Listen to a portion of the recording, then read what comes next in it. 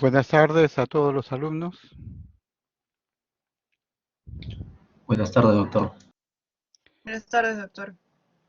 Bien, voy a pedir disculpas por empezar un poquito tarde la clase. Ha habido cierto inconveniente en el sistema, pero ya se ha solucionado.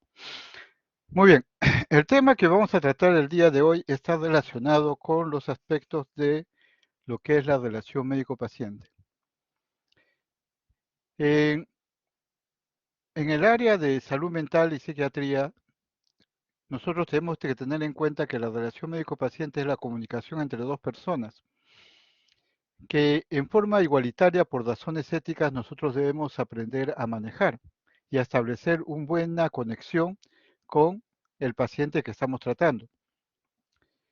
Esta conexión de la relación médico-paciente tiene sus dificultades porque muchas veces podemos pecar de exceso o defecto a la hora de la atención, o pueden ser afectadas la relación médico-paciente por circunstancias relacionadas con situaciones externas más que de la propia relación, o con el componente, ¿no?, humano que cada uno de los integrantes de esta relación, ¿no?, a- trae en el momento del acto médico. Ahora, todo acto médico es una relación, y en esta relación lo que nosotros buscamos voluntariamente es la posibilidad de que nuestro paciente haga alianza terapéutica con nosotros para poder desarrollar los aspectos de exploración, de diagnóstico y de tratamiento dentro de lo posible del acto médico. Esta situación de relación médico-paciente va a verse afectada, ¿no?, por la personalidad de cada uno de nosotros, por la forma en que eh, integramos nuestro accionar y la forma en que manejamos esta comunicación, también por factores externos, o sea, el lugar donde se realiza y muchas veces, ¿no?, la confianza o desconfianza que el paciente pueda tener frente a las instituciones o frente al médico que lo está tratando. Porque siempre hay también aspectos prejuiciosos que suceden muchas veces, que están presentes y que provocan cierta dificultad para poder trabajar adecuadamente. Vamos a hablar entonces de lo que es la relación médico-paciente.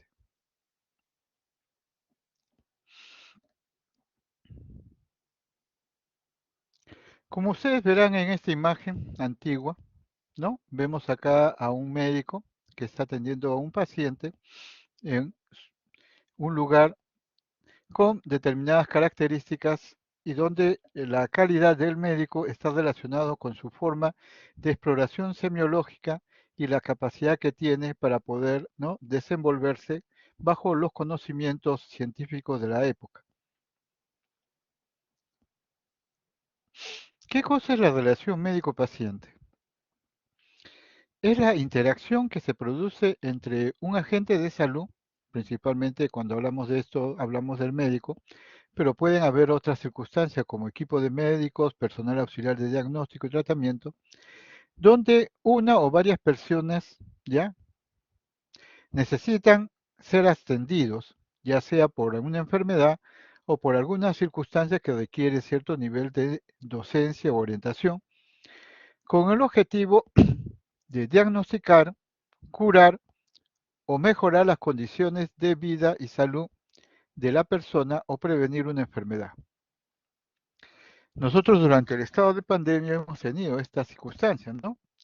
El hecho de ayudar a mejorar las condiciones para evitar que el paciente pueda recaer o no sufrir de la pandemia.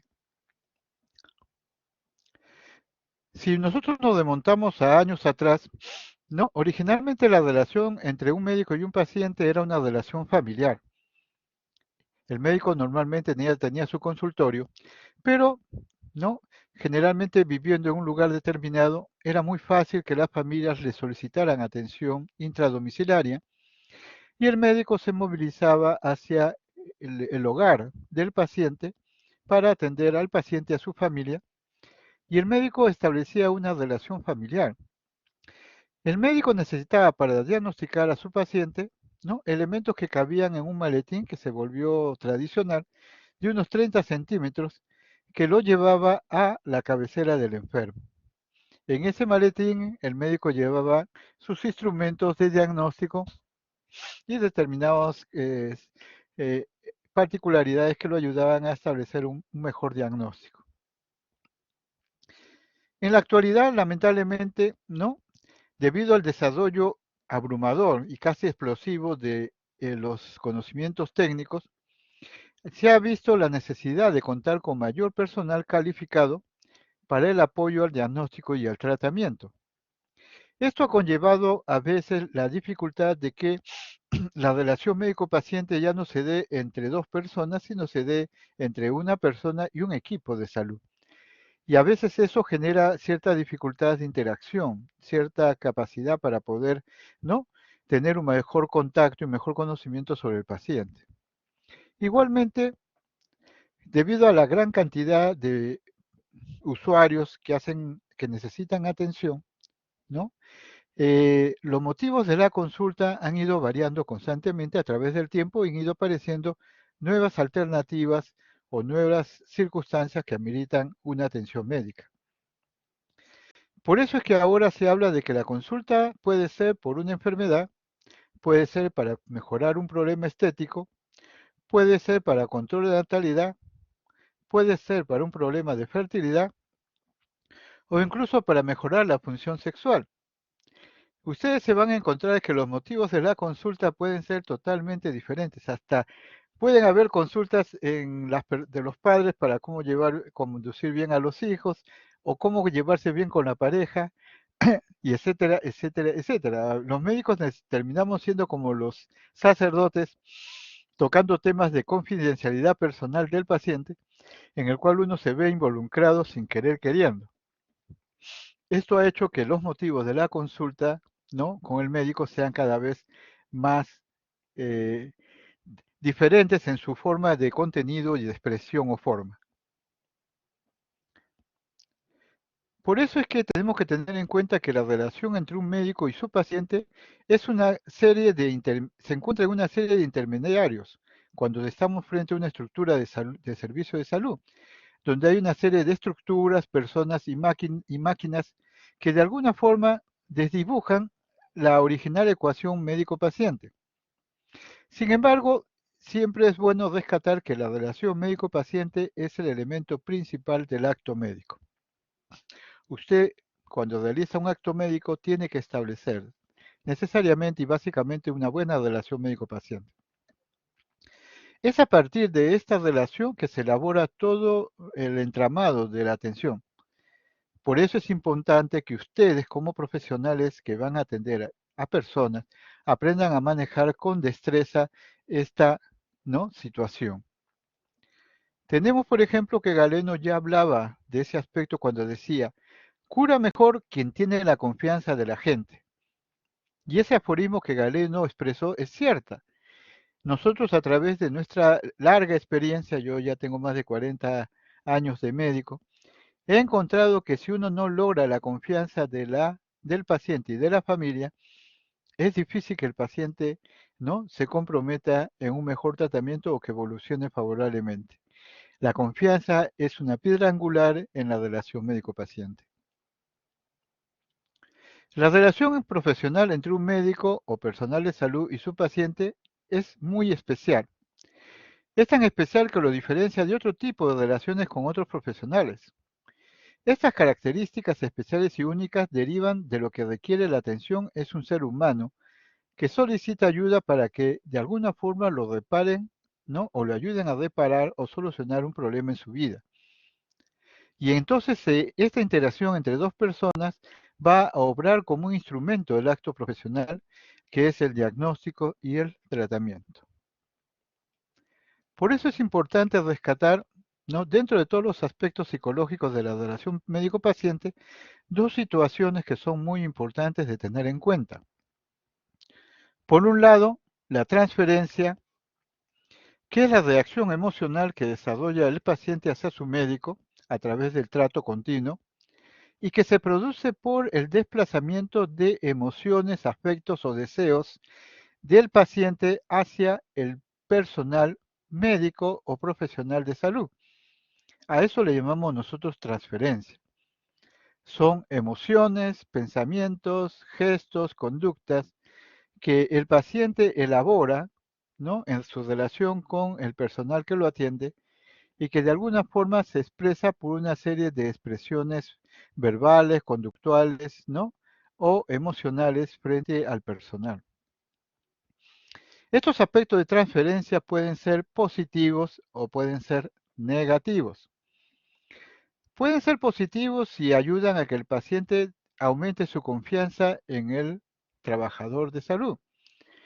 Pueden ser negativos si la experiencia personal del paciente o sus conocimientos o experiencias anteriores le producen en él una reacción de desconfianza, de rechazo o de abandono frente al paciente, frente al personal que lo atiende, porque le hace recordar experiencias familiares, personales o sociales que haya tenido. Por ejemplo, que se encuentre con un médico que le hace recordar pues a un sobrino o un tío, o no, a su padre que era castigador y agresivo, o que se relacione con una enfermera que le hace recordar a una enamorada que le sacó la vuelta y le puso los cuernos. Entonces, todo este tipo de situaciones se pueden dar en una relación médico-paciente. Por eso es que uno tiene que estar siempre atento a verificar cuáles son las reacciones que el paciente expresa frente a la relación con el profesional de salud. Entonces, estos aspectos psicológicos son relevantes en el aspecto de que si la transferencia es positiva, sin ser exagerada, puede ayudar a mejorar la relación médico-paciente, o si la transferencia es negativa, uno tiene que estar preparado para trabajar esa reacción negativa que el paciente presenta y que puede bloquear, ¿no?, las posibilidades de un mejor diagnóstico, una mejor filiación hacia la terapéutica y otras cosas más. Entonces, la transferencia es una situación psicológica de la relación médico-paciente que nadie debe dejar de observar. Les pongo un ejemplo, ¿no? Conocía yo una enfermera, ¿no?, en el hospital psiquiátrico que había sido una enfermera muy dedicada, tan dedicada que le había dado mucha atención a un paciente esquizofrénico en el servicio de hospitalización, y el paciente empezó a desarrollar una reacción emocional sentimental por la enfermera. Empezó a sentir que la enfermera de alguna forma buscaba un acercamiento mayor o un romance con él. Después que el paciente salió de alta, el paciente venía todos los días, ¿no?, a la hora de salida del personal, a tratar de acompañar a la enfermera que lo había atendido en hospitalización, porque refería dentro de su proceso de que de alguna forma la enfermera quería algo con él, era su enamorada y él venía a acompañarla a su casa.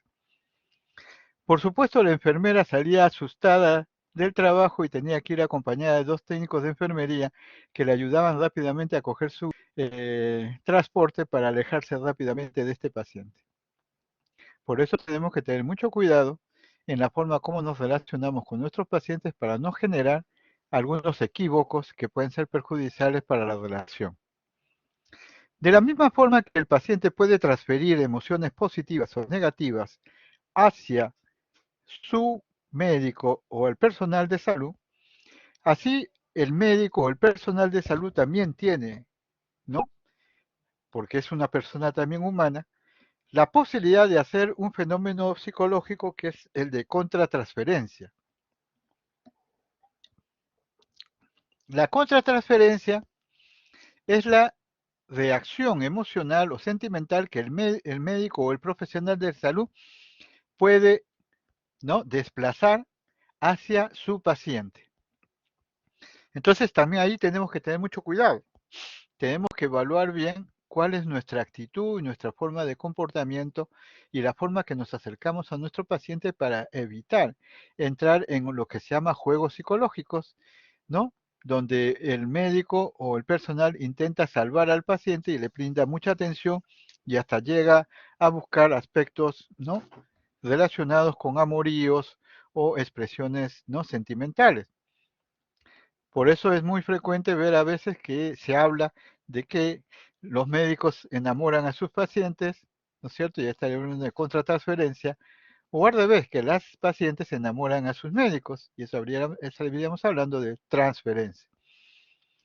Entonces, estos aspectos psicológicos pueden ser, por supuesto, positivos o negativos. Pueden ser positivos si el personal de salud expresa emociones positivas hacia el paciente, ¿no? Ya sea admiración, enamoramiento, amor, etcétera, etcétera. O pueden ser negativos, ya sea rechazo, maltrato, odio, porque el paciente les recuerda a alguien que les provoca esa reacción emocional. Y muchas veces estas reacciones emocionales no son conscientes. Por eso es importante que ustedes como profesionales de salud sean conscientes de qué es lo que sienten cuando se acercan a atender a un paciente. Puede ser que a algunos pacientes les genere a usted un deseo de ayuda, de apoyo, de protección, etcétera, etcétera. Y puede haber también pacientes que los hagan sentir a ustedes la sensación de rechazo, de desearlos maltratar o de no quererlos atender porque les provoca una reacción negativa. Es aquí donde nosotros como personas pensantes y conscientes debemos evaluar qué está pasando con nosotros para que se presente este tipo de reacciones. Las reacciones, ¿no?, que el paciente pueda tener hacia nosotros pueden ser del propio paciente o pueden ser que nosotros los estemos provocando inconscientemente. Hay que tener mucho cuidado. Y a su vez, ¿no?, nosotros mismos tenemos que tener muy en cuenta cuando nos vemos muy exigidos en querer atender a un paciente más allá de lo adecuado, o queremos evitar a un paciente y lo paramos mandando, ¿no?, a ser atendido por otros colegas, o lo mandamos a psiquiatría para que lo vea el psiquiatra, porque dicen que es un paciente difícil, cuando en realidad de repente el difícil es el médico o el profesional de salud. Por eso es importante que tengan ustedes en cuenta estos aspectos. Igualmente, tienen que darse cuenta, volvemos a repetir, que se pueden transferir a actitudes y sentimientos positivos como amor, gratitud, admiración o confianza, o sentimientos negativos como el odio, resentimiento, celos y desconfianza. Por eso es importante que cuando uno tenga una relación médico-paciente, deba establecer, o su meta es establecer lo que se llama la alianza terapéutica. La alianza terapéutica es el proceso interpersonal o social entre el médico y el paciente para asegurar un fiel cumplimiento de las indicaciones, prescripciones o recomendaciones por parte del paciente y un trato honesto y adecuado por parte del médico. La meta del médico es ayudar al paciente dentro de las posibilidades de sus capacidades intelectuales y las posibilidades del desarrollo y avance científico al cual se ha llegado frente a una determinada circunstancia patológica. Pero tenemos que evitar el hacer daño. Por eso, dentro de los valores éticos, uno de los más exigidos a los médicos es el primum non nocere. Primero, no hacer daño. Porque si nosotros podemos hacer daño a un paciente, ¿no?, ya sea por un procedimiento diagnóstico o una prescripción o una recomendación, no estamos actuando dentro de lo que nosotros llamamos lo ético. La ética es la parte fundamental del trabajo médico y el médico debe aprender a hacer sus acciones, ¿no?, pensando siempre en los valores éticos, el valor de, ¿no?, de la justicia, los valores de cumplimiento, lo mejor para el paciente, evitar el daño. Eso es lo que uno tiene siempre que tener en cuenta. Los resultados terapéuticos pobres pueden demostrar o evidenciar, ¿no?, procesos interpersonales negativos, como por ejemplo eh, comunicaciones hostiles y complejas, desconfianzas mutuas. Los éxitos terapéuticos, a su vez, están precedidos siempre de una relación empática, o sea, la actitud frente a lo que el paciente pueda sentir en forma franca, sintónica y honesta, con una adecuada comunicación directa y horizontal, donde el diálogo es el principal elemento que nos ayuda a enriquecer este encuentro. Por eso es que los médicos tenemos que aprender a desarrollar nuestro lenguaje, nuestra lengua. Ya hablamos de los aspectos del lenguaje y los aspectos de la lengua. Y el médico tiene que ser el mejor elemento que maneje precisamente estos aspectos lingüísticos. Y el diálogo es precisamente una de los elementos, ¿no?, o de herramientas adecuadas para poder hacer una alianza terapéutica y una buena relación médico-paciente. Y frente a eso, pues, hablamos de Platón y de la filosofía de Platón y sus famosos diálogos, o el diálogo en la relación médico-paciente. ¿Qué nos dice Platón? Platón nos dice que el diálogo es una técnica de comunicación humana en la cual surgen emociones, pensamientos y razonamientos que generan cambios positivos en las actitudes negativas de las personas, en este caso pacientes, ya que permite tener diferentes, ¿no?, formas o perspectivas o puntos de vista de un problema. Uno siempre tiene que estar abierto a las posibilidades de, ¿no?, conocer y generar, ¿no?, perspectivas diferentes frente a un problema, ¿no? Uno siempre tiene que aprender a valorar estos aspectos. El diálogo, entonces, es una comunicación interactiva que se desarrolla en un clima de armonía entre el médico y el paciente, que permite generar nuevos conceptos a partir de las ideas que ambos aportan y llegar a consensos sin necesidad de que alguien tenga que imponerse sobre el otro. Estamos muy acostumbrados nosotros los médicos por nuestro desarrollo científico a querer imponerle a nuestro paciente nuestras opiniones, cuidado, o nuestros conceptos.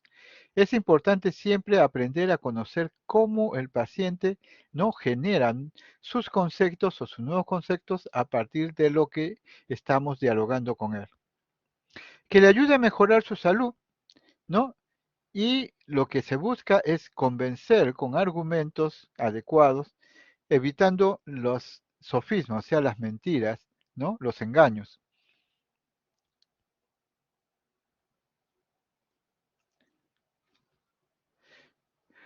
Pojorquez nos habla que el diálogo busca que el otro encuentre sus propias respuestas. O sea, no se trata de imponerle al paciente lo que nosotros pensamos, sino se trata de no responder al otro. O sea, no intente darle soluciones inmediatas, sino trate de que el propio paciente ilumine el camino de sus propias verdades. Ayudarlo a que el propio paciente piense, y llegue a estas propias respuestas, lo que llamaba Sócrates ayudar a dar la luz al conocimiento, como hacía la madre de Sócrates, que era partera. La madre de Sócrates era una partera. Y Sócrates, que fue el mejor filósofo griego, cuyo discípulo Platón escribió mucho sobre él, nos habla que el conocimiento y el aprendizaje se desarrolla a través de el parto del conocimiento o dar a luz el nuevo conocimiento. Eso se le llama método socrático. Y este método socrático es antiguo, pero sigue siendo utilizado por los numerosos sistemas educativos que se dan, ¿no?, principalmente en el área médica. La tendencia de los profesores a que en vez de dar respuestas inmediatas, le den una respuesta con pregunta, para que el discípulo, o en este caso el paciente, empiece a descubrir nociones o conceptos que aparentemente están ocultos y que se le revelan. Esta revelación se le llama mayéutica, que en voz griega significa no partera, o sea, el mecanismo de ver o desarrollar los conceptos a través del propio conocimiento, donde el médico o el maestro filósofo lleva al que quiere aprender a descubrir las verdades por sí mismo. Michel Balin, que es un psicoanalista, ¿no?, europeo antiguo, nos habla que el diálogo contribuye a que el paciente analice aspectos de su vida que puedan influir en su salud y que el médico aprenda también las diversas facetas de la condición humana para ser más tolerante, más comprensivo y más asertivo. Por ejemplo, nosotros renegamos a veces de las infecciones transmisibles. Decimos, ¿cómo es posible que una persona tenga una gastroenterocolitis, no se lava las manos, no se cuida personalmente para evitar el contagio?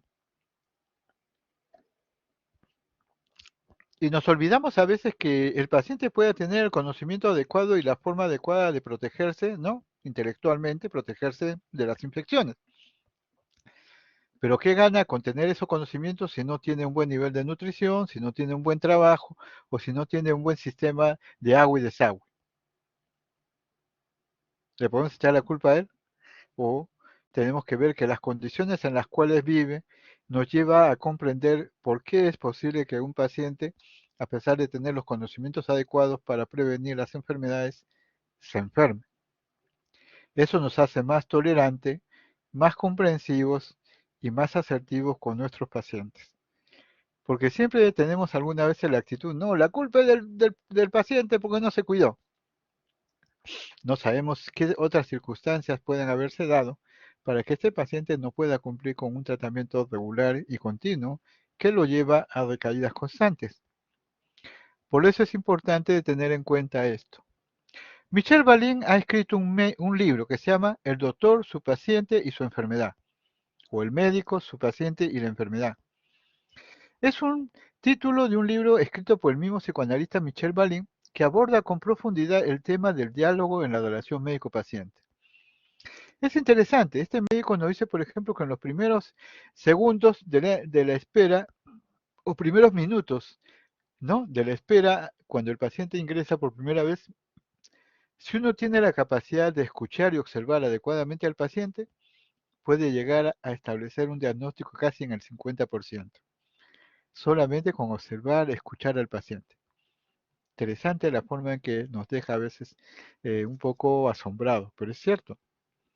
La experiencia personal que uno tiene a través del tiempo y del conocimiento directo o indirecto de los aspectos científicos de la medicina nos llevan a las personas que ya tenemos nuestros años y peinamos nuestras canas a darnos cuenta con más facilidad cuando vemos un paciente hacia dónde debe orientarse nuestro diagnóstico y tratamiento, porque la experiencia nos ha enseñado, ¿no?, a poder ver cómo los procesos de enfermedad se inician de una determinada forma y van avanzando en otra forma, hasta llegar a un diagnóstico en el cual nosotros ya previamente sabemos cuáles son los que se habían estado dando.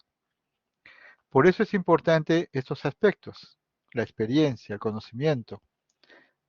Es importante darse cuenta de la contratransferencia en el cual a veces nosotros como médicos podemos crecer. Cuando nosotros nos interesamos por aprovechar los conflictos y sentimientos de dolor que emergen en nosotros mismos, cuando dialogamos con los pacientes. Los médicos no somos fríos, queremos ser fríos para evitar el dolor que nos provoca el problema del paciente, pero muchas veces sufrimos con el paciente, aunque el paciente no se dé cuenta. Entonces, esa es una situación contratransferencial que sentimos frente al paciente. Y esta frase, conócete a ti mismo, ¿no? Nocet es ipsum, es una inscripción que se encuentra en la parte superior, ¿no?, de la entrada del templo de Delfos, que es clásica en el pensamiento griego. Y ese conócete a ti mismo indica de que nosotros como profesionales debemos tratar de ampliar nuestro conocimiento de nosotros mismos, de nuestros defectos y de nuestras virtudes, de nuestras capacidades y de nuestros abandonos, para poder, ¿no?, llevar adecuadamente nuestra vida hacia adelante profesionalmente y personalmente. No es fácil y es muy difícil a veces para muchos conocerse a sí mismos. Esto se dice que es la frase más importante en la vida de todas las personas. Conocerse a sí mismo. ¿Cómo soy? ¿Cómo pienso? ¿Cómo siento? ¿Cómo reacciono? ¿Cómo expreso mis emociones, mis ideas, mis pensamientos, mis prejuicios, mis mentiras? ¿No? Todo eso es importante de tener en cuenta y conocer. Y es tan difícil de conocerse a uno mismo como conocer a otros. Muchas veces buscamos, y esto es algo que siempre nos ha traído nosotros los que trabajamos en salud mental, cómo llegar a conocer a una persona totalmente. A pesar de que puedan mostrarnos una forma de ser o una conducta, nosotros siempre estamos tratando de buscar o analizar cómo es la persona básicamente, y cuáles son sus elementos importantes que lo motivan a funcionar. Si nosotros tenemos problemas para poder descifrar esto, que es casi como un jeroglífico, imagínense la dificultad que podemos tener nosotros mismos para conocernos a nosotros mismos. ¿Cómo somos? ¿Somos alegres? ¿Somos tristes? ¿Somos violentos o somos ansiosos? ¿Tenemos prejuicios? ¿Tenemos fobias? ¿Tenemos miedos? ¿No? ¿Tenemos experiencias traumáticas? Eso es interesante, es un buen análisis que ustedes vayan desarrollando lentamente durante todo el curso a conocerse a sí mismo, a saber cómo son, cómo reaccionan, cómo piensan. Eso es importante en el proceso del desarrollo personal.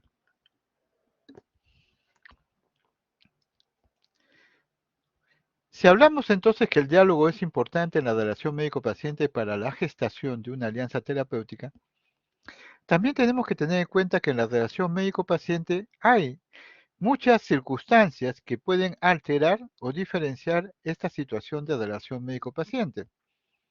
Estas diferencias en la relación médico-paciente pueden ser, ¿no?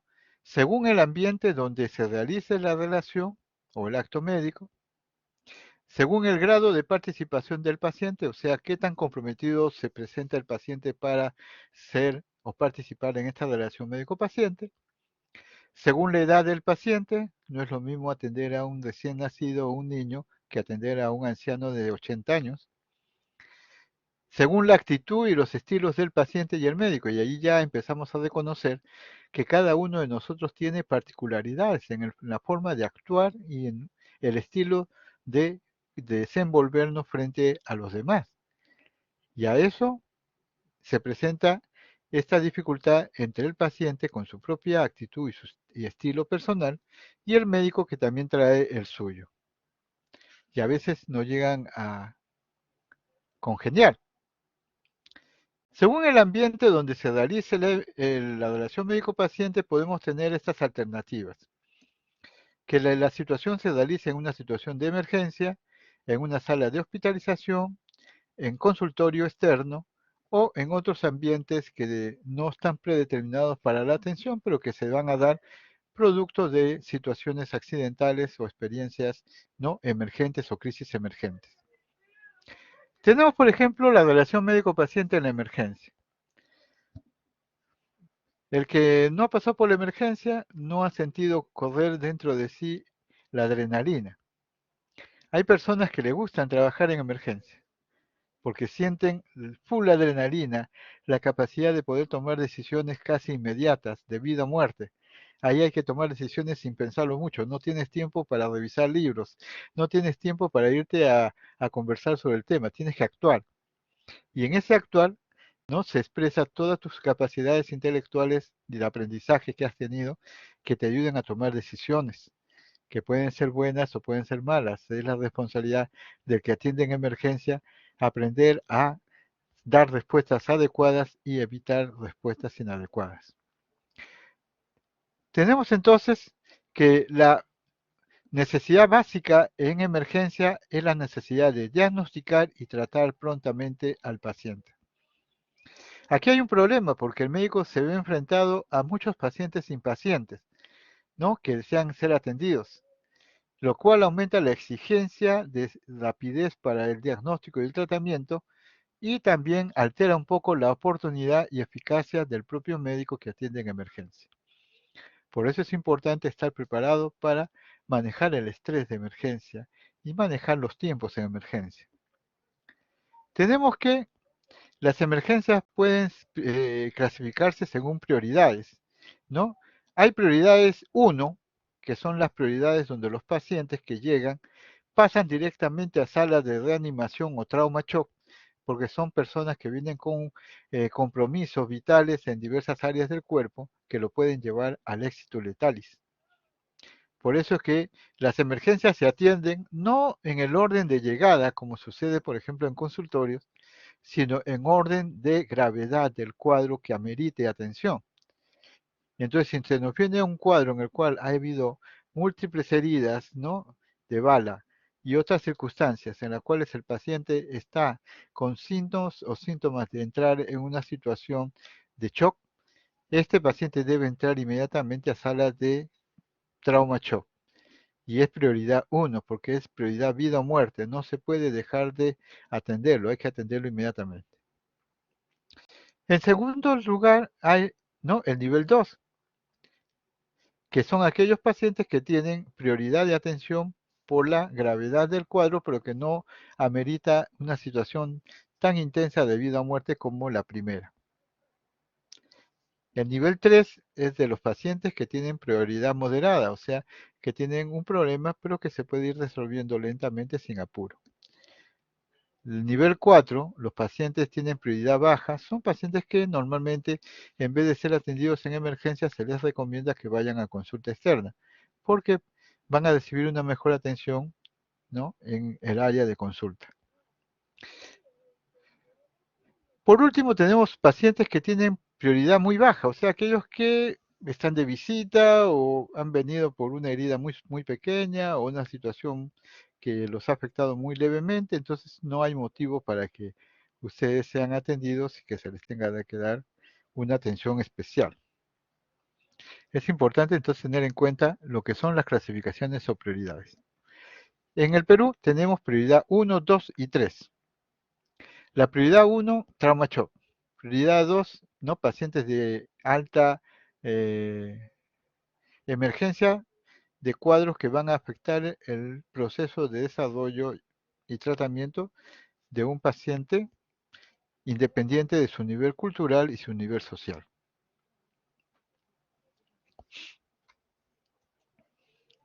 Cuando uno trabaja en emergencia, debe evitar a toda costa contagiarse con el estado de ansiedad y angustia que reina en estos lugares. Cuando uno está en sala de emergencia, uno siente, por eso les digo, la adrenalina correr por el cuerpo, porque siente cómo las personas se van comprometiendo en el apoyo o atención de los pacientes que llegan a emergencia.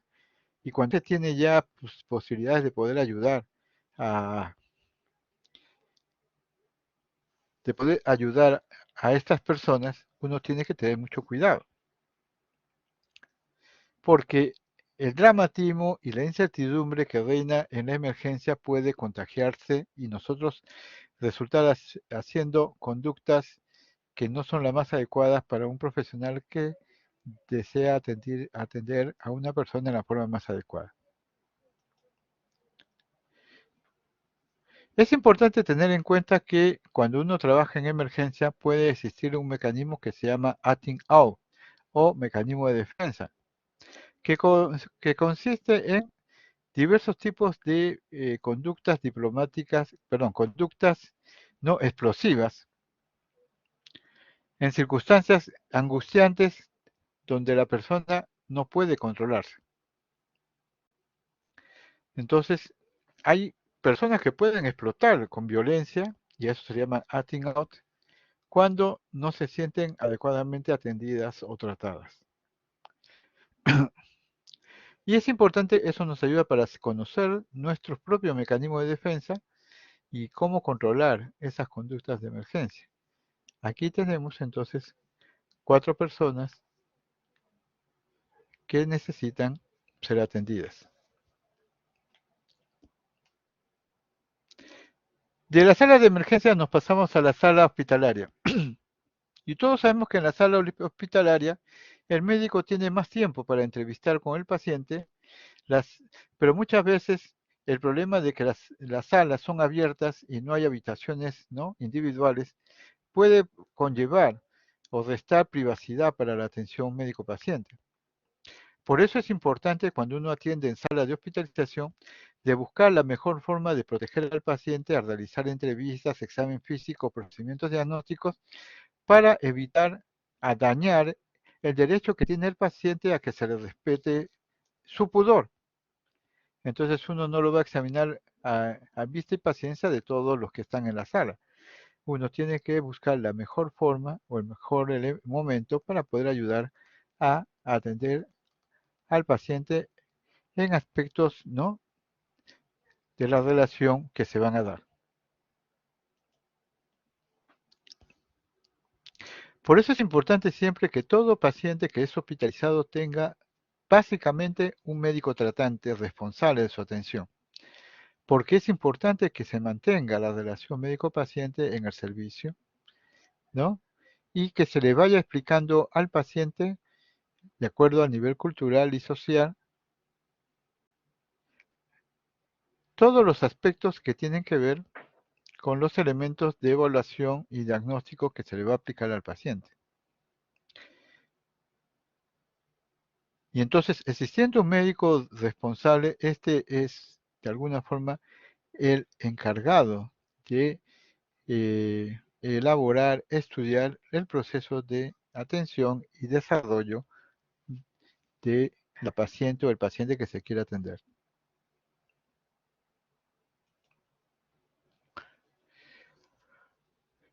También tenemos en cuenta que la relación médico-paciente se da mayoritariamente, que en más cantidad, en áreas como el consultorio médico, donde el paciente y el médico se sienten más cómodos para poder conversar.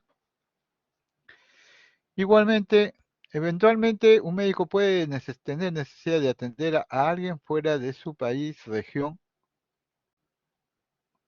o elementos que lo ayuden a mejorar la necesidad de atender a algún paciente en un ambiente inusual. Puede ser que tenga que atenderlo en su domicilio o casa, en el lugar donde sufrió un accidente o en lugares donde pueda estar recluido porque de alguna forma su comportamiento o su situación lo lleva a ser un reo o preso en la cárcel. Hay que tener mucho en cuenta de que el apoyo a una persona víctima de un accidente en lugar público es una tarea muy delicada, muy difícil y muy comprometedora. Si bien es cierto, es un deber humano, ustedes como médicos deben tener mucho cuidado de que el proceso no se les escape de las manos.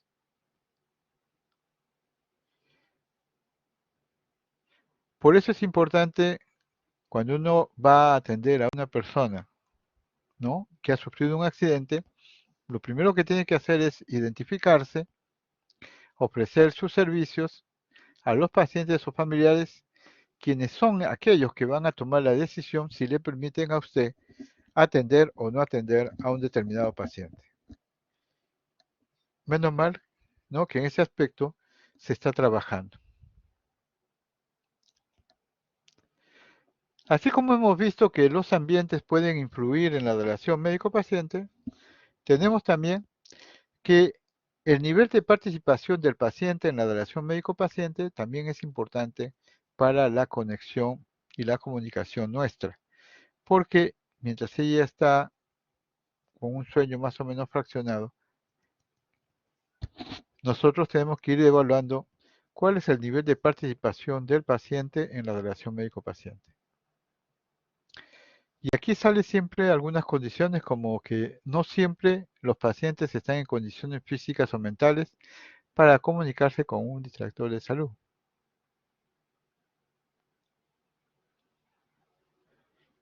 Tenemos entonces que el paciente puede tener diversos tipos de niveles de comunicación. Tenemos acá un video.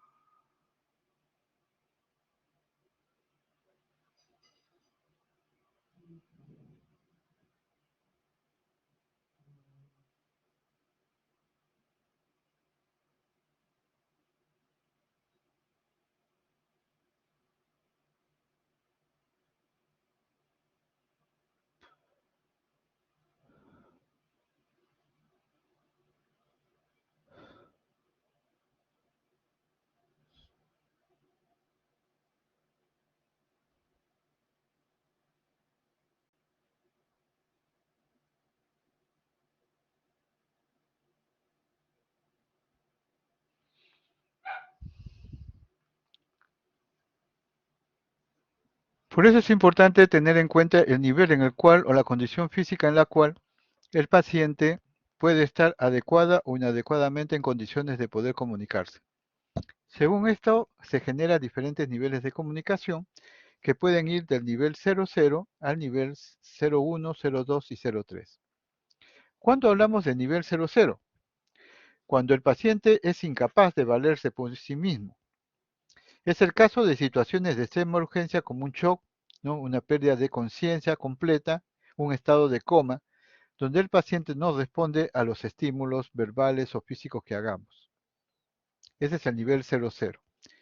En estos casos, el médico y el personal de salud o el personal de defensa y protección civil asumen la responsabilidad del tratamiento y la atención integral de la persona enferma, que no se encuentre en condiciones de tomar decisiones por sí mismo. O sea, pasa a ser bajo un nivel de curatela, ¿no?, funcional. El nivel 01 es una situación en la cual el paciente presenta estados de agitación psicomotriz, de cuadros alucinatorios con ideas delirantes, de pérdida de juicio,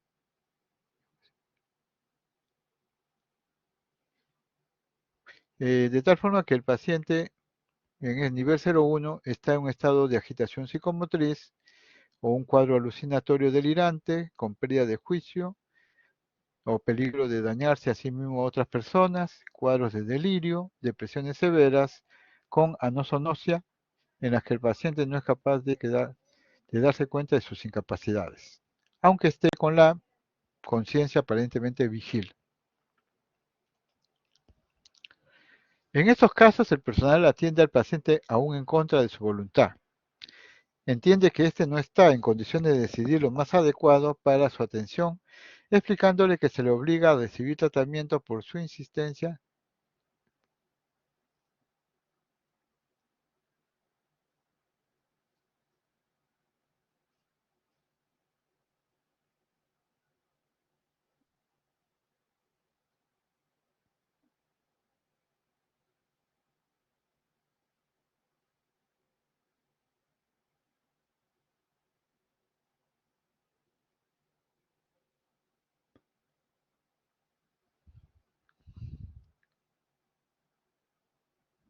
Por eso es que cuando uno tiene un paciente con nivel 01, el personal atiende al paciente aún en contra de su voluntad, porque entiende que este paciente no está en condiciones de tomar decisiones, ¿no?, explicándole que se le obliga a recibir tratamiento por su beneficio personal y con respeto, pero con firmeza. Es la política de mano de hierro y guante de seda. El nivel 02 es cuando el paciente está consciente y es capaz de colaborar con el tratamiento, ¿no?, como por ejemplo un trabajo de parto, un infarto de miocardio, un abdomen agudo, una intoxicación. El médico en este nivel debe asumir una actitud directiva, solicitando la colaboración del paciente, quien de forma sumisa debe aceptar el comando del personal que lo socorre, ya que no le queda otra alternativa. O sea, muchas veces, ¿no?, hay que tomar decisiones apresuradas. Es importante tener en cuenta que el nivel 3, ¿no?, es el más claro en cuanto a la relación médico-paciente, porque las personas que acuden voluntariamente a la consulta por una situación de salud que no es urgente, como una enfermedad crónica, un chequeo médico, etc., existe suficiente tiempo para entablar el diálogo adecuado entre las personas y la familia y los pacientes.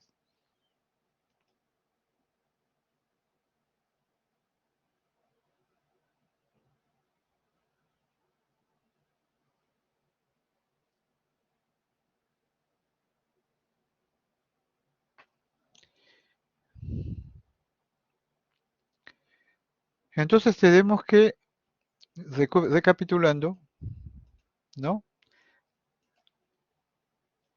hay tres niveles de atención para un paciente. Nivel 00, en que el paciente es incapaz de tomar decisiones. Nivel 01, en que el paciente, ¿no?, está en un estado tal de que a pesar de que está despierto, no es capaz de darse cuenta de sus incapacidades. Y el nivel 02, donde el paciente no sí puede, ¿no?, colaborar parcialmente en el diagnóstico o el tratamiento. Y el nivel 03, que es el nivel de la libertad o la capacidad que tiene el paciente de poder tomar decisiones adecuadas bajo, ¿no?, la seguridad de que tiene todos los elementos para poder opinar y pensar. Es importante también tener en cuenta que la relación médico-paciente se ve afectada por las edades. No es lo mismo atender niños recién nacidos o personas, ¿no?, adolescentes, que atender adultos eh, de tercera edad, donde es difícil, ¿no?, difícil,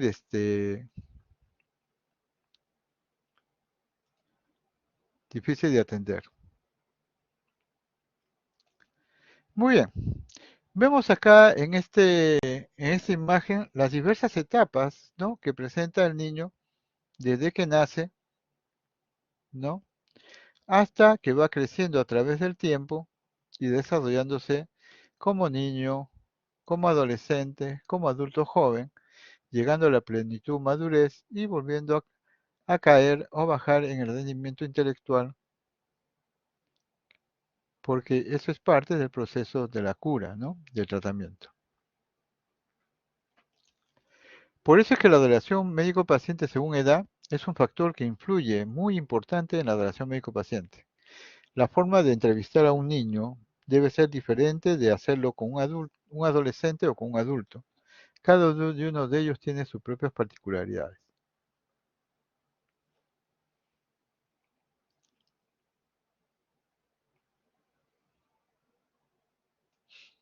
Tenemos entonces que tenemos pacientes, por ejemplo, como esta niña, con la cual no podemos comunicarnos tan rápidamente porque presenta cierto temor al contacto físico de las personas y no podemos lograr, ¿no?, vencer su resistencia. Todos sabemos que el primer contacto del paciente que se establece es con los padres y las personas que lo sustituyen, de tal forma que algunos no hacen lo que se llama fijación con determinados colegas que puedan tener dificultades para establecer relación médico-paciente. El primer contacto siempre que se hace con niños se establece con los padres o a la persona que lo sustituye. Es a través de ellos con quienes se va a realizar la relación médico-paciente. No es que ella esté controlando o controlando esta circunstancia. El niño depende de los padres para adaptarse y superar su enfermedad. Por eso es importante establecer una alianza terapéutica con los padres del niño, explicándole bien cuál es el rol que están desarrollando y cómo pueden ayudar a la pronta atención y mejoría después de un buen tratamiento de una dificultad que se pueda dar por esto, ¿no? El problema de los contactos, ¿no?, que se puedan establecer. A veces nos encontramos con padres que no están en capacidad de afrontar con serenidad la situación del estrés del niño. Y entonces el niño va a desarrollar, ¿no?, frente a esta poca capacidad empática de parte de los padres y del apoyo emocional, la posibilidad de que el niño pueda hacer situaciones de estrés postraumático. Y estas situaciones de estrés postraumático van a marcar mucho la vida de las personas.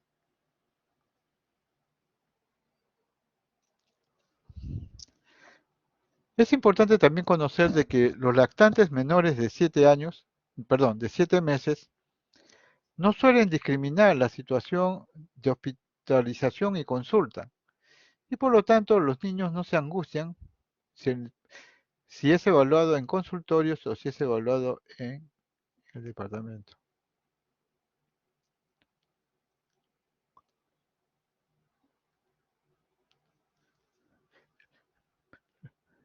Es importante entonces también que los niños, cuando no se angustian por ser menores de 7 años, es que todavía no tienen la capacidad de discriminar a las personas. Aunque estaba bien atento a lo que decía.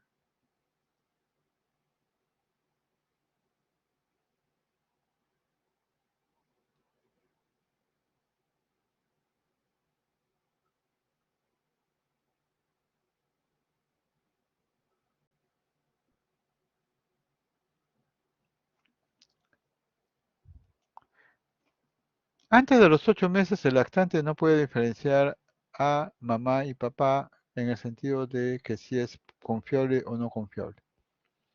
Pero después de los 8 meses, el lactante ya nota cambios en el ambiente, extraña a los cuidadores habituales, en este caso los padres, se inquieta cuando conoce personas que no las ha tratado nunca o cuando pasa solo a ambientes desconocidos. Y entonces el niño expresa su ansiedad llorando y gritando. Y presenta una actitud de rechazo cuando alguien viene a traer la medicina a su hijo y resulta que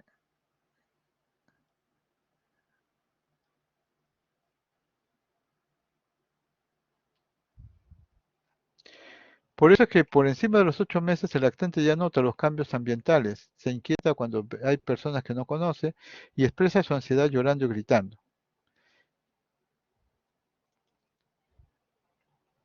Entre el año y los 4 años el niño manifiesta intranquilidad y otras alteraciones emocionales duraderas cuando se le hospitaliza. La incertidumbre y la falta de comprensión se hacen patentes por su limitada capacidad de razonamiento.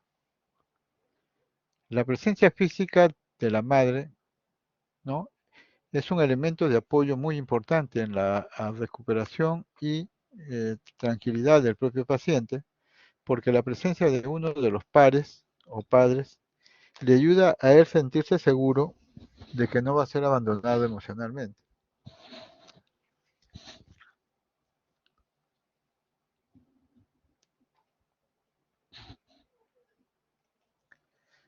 Una situación muy particular es aquella en la cual tenemos que ver ahora, que es que las operaciones, o sea, todo lo que tenga que ver con alguna agresión, sea real o simbólica, de la estructura física del paciente, puede llevar, puede llevar a circunstancias en las cuales haya problemas. Los niños son muy sensibles a operaciones que tengan que ver con apertura, ¿no?, de determinadas áreas corporales, con quemaduras, eh, o situaciones o pensamientos que lo lleven a uno a pensar que está frente a un estrés postraumático. Es importante tener en cuenta que todas estas molestias generalmente van acompañadas de pesadillas con reacciones neurovegetativas como alteraciones de las náuseas, vómitos, diarreas, dolores torácicos, temblores, golpes, sudoración fría, enuresis o encopresis.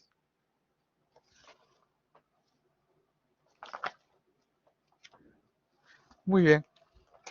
En ese aspecto estamos viendo entonces los aspectos relacionados con el paciente y la edad principalmente. Y hay que tener en cuenta que los traumas psicológicos muy tempranos en la personalidad de un paciente pueden llevarlo a este paciente a situaciones o reacciones situacionales de incapacidad frente a circunstancias que se le presentan en la vida. Entonces uno siempre tiene que hacerle recordar al paciente que el problema de la presencia de psicóticos o de tratamientos parapsicóticos, hay que tener mucho cuidado en no trabajar adecuadamente el impacto psicológico cuando uno tiene que tratar estas enfermedades. Que los padres les puedan explicar al niño en forma muy sencilla, en su propio lenguaje, de qué se trata su enfermedad y qué elementos necesita para que colabore en su tratamiento y evolución favorable.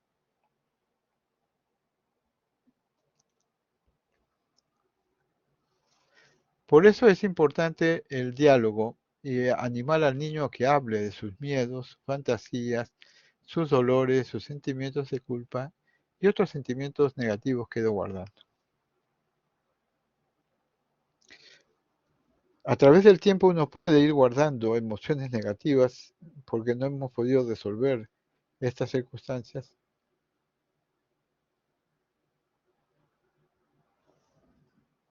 Por eso el animar al niño a que hable de sus miedos, sus fantasías, sus dolores, sus culpas y otros sentimientos negativos es una parte muy importante.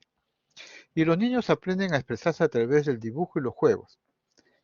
Es necesario tener en ese aspecto material, ¿no?, para pintado, juguetería y otras áreas, para animar al niño a que proyecte, ¿no?, estos elementos que han surgido de que han hecho que ella se ha sentido muy mal.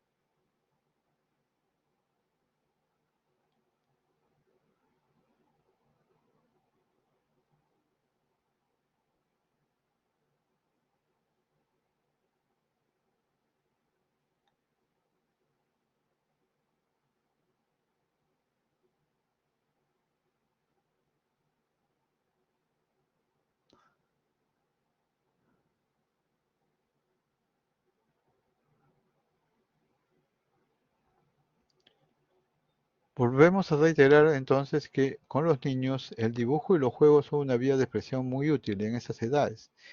Por eso es necesario tener consultorios con lápices de colores, papel y juguetes para animar al niño que exprese sus angustias, ¿no? A través de la figura y los dibujos. También se puede utilizar títeres, ¿no? En estos niños para facilitar una mejor relación médico-paciente y explorar, ¿no? Situaciones o sentimientos de angustia o negatividad.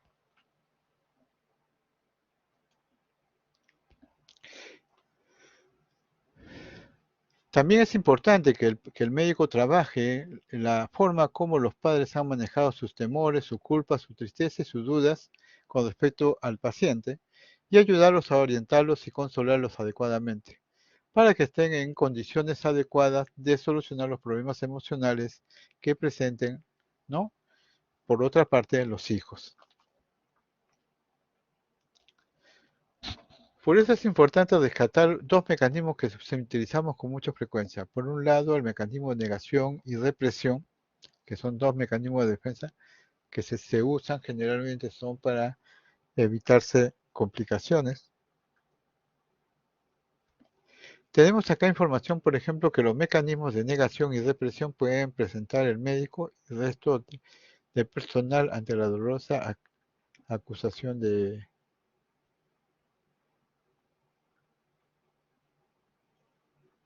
O sea, el equipo profesional también tiene situaciones que lo hacen generar una ansiedad intensa frente a ellos, que les provoca sufrimiento. Y entonces tienden a buscar mecanismos de negación o represión para controlar estas emociones que presentan o emergen durante la atención. Por eso a veces los colegas y los profesionales de salud tratan de separar los problemas personales con los problemas del área laboral y del trabajo y evitar a toda costa que el paciente sea atendido o que sea maltratado.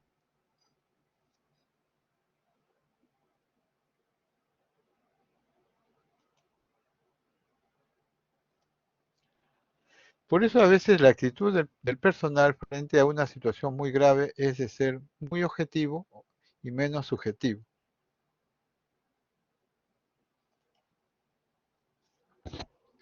Los adolescentes también están en capacidad intelectual para comprender cierta información médica, aunque no están maduros emocionalmente y por su inestabilidad pueden reaccionar agresiva o violentamente.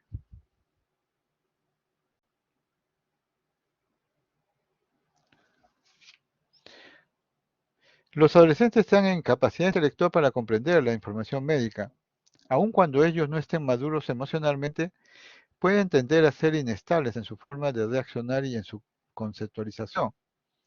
Pero lo importante es siempre tener en cuenta que al adolescente le molesta mucho que lo traten como un niño. Por otra parte, de los 14 a los 17 años del adolescente, van a haber conflictos con las figuras de autoridad, con tendencia a oponerse a las órdenes de los mayores, lo que hace necesario que el médico intente una buena alianza, ¿no? Para que el paciente llegue a sus propias conclusiones y decida.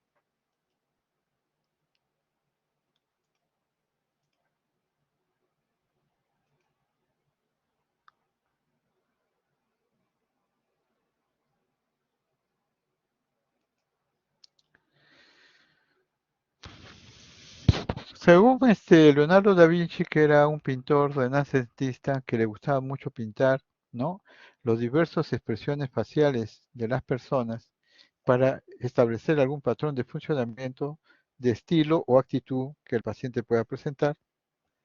Y entonces Leonardo nos ha desarrollado algunos aspectos, ¿no? Relacionados con esto de los aspectos médico-legales inclusive.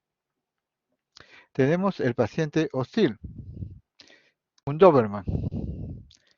El paciente hostil puede ser hostil en forma verbal o hostil en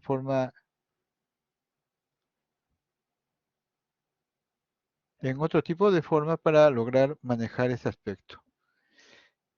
La hostilidad verbal es muy frecuente en estos pacientes violentos con la expresión de descalificaciones y sarcasmos o incluso insultos o amenazas, que en algún momento puede llegar a la violencia. Por eso es importante que estas personas sean de alguna forma atendidas y tratadas para manejar este problema de descontrol emocional.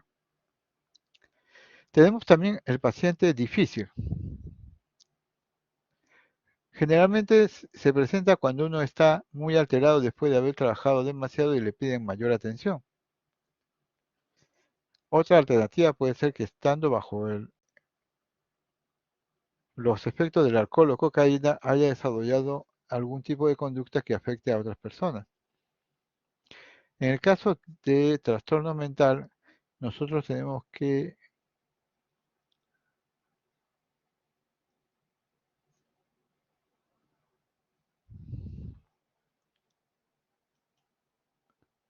cuando uno tiene un paciente hostil, el médico debe mantener la calma, invitar de forma adecuada a que el paciente se tranquilice, ¿no?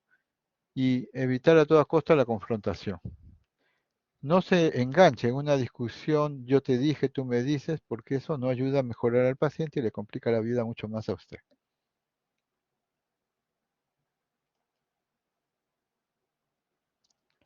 Tenemos también los pacientes manipuladores o simuladores. Son aquellos que intentan conseguir privilegios, tales como descansos o pagos del seguro, para salir, ¿no?, de una situación de, económica bastante difícil. Tenemos también, ¿no?, situaciones en las cuales se ha dado tratamientos inadecuados con psicofármacos y lo que se busca es presentarlo como un caso cuando en realidad debería ser pasado a sala de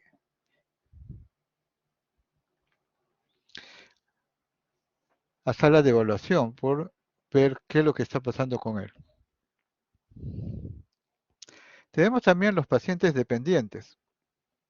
Los pacientes dependientes son aquellos que no toman iniciativa propia, consultan siempre por cosas insignificantes, buscan al médico para que el médico les dé las decisiones que él debe tomar. Son personas que manifiestan principalmente una gran inseguridad en el desarrollo de sus actividades.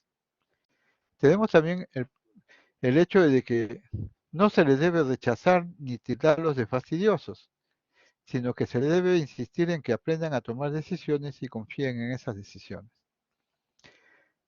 Tenemos los pacientes seductores, ¿no? Aquellas que tienen tendencia a coquetear con las personas de cierto prestigio, ya sean médicos, usando atuendos, posturas, lenguaje y mímica provocativa.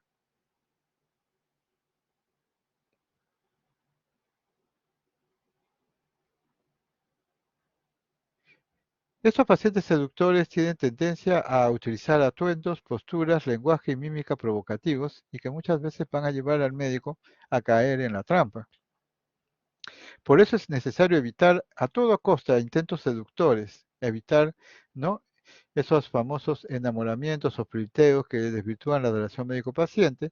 Debe adoptar el médico una actitud seria y respetuosa, pidiéndole al paciente también que se autocontrole, ¿no?, y ofrecerle solo una atención meramente profesional. Tenemos también los pacientes obsesivos. Son personas detallistas que quieren informar de lo mínimo que le ha pasado al paciente como síntoma, por insignificante que sea, ya que de no hacerlo sienten que no van a ser bien diagnosticados. Uno intenta, ¿no?, transar, tratando de ayudar a estos pacientes en sus molestias que van presentando.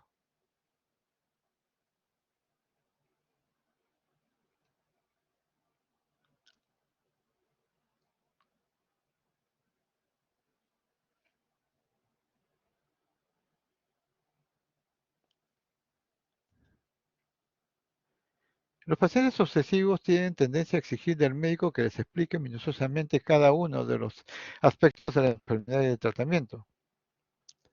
Hay que tener mucha paciencia con estas personas para evitar apurarlos en su discurso, y cuando ya se expresan demasiado tiempo y roban el tiempo de consulta de otros, hay que ser firmes y expresarles de que como hay bastante que decir, mejor lo dejamos para la próxima sesión para seguir conversando. Entonces, de alguna forma uno logra bajar de la tangente. Tenemos los pacientes dramáticos. Son aquellos que se exageran la expresión de las emociones con exceso de mímica, con el interés de conmover al médico.